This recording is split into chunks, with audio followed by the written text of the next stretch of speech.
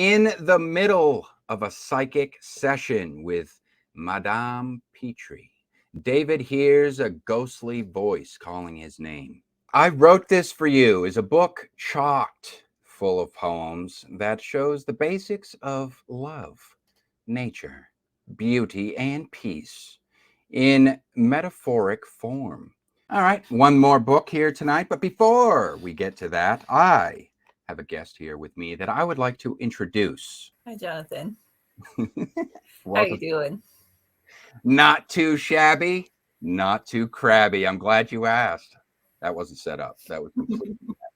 The premise is relatively simple in that these two mildly sympathetic assholes kind of just team up for revenge, and it gets very complicated very quickly and turns into a rescue mission. Because in book one, he made the pledge that he's going to see this through. After a narrow escape from an ill fate, with the help of Avi, a half-blood, Cal swears to even the score. And he's like, I know exactly the voice for that. And for Avi, I'm like, imagine a guy who works 2 jobs and has like 5 kids at home and hasn't slept since the 60s. Oh, It's God. like, I got a voice for that. End it. Just end it.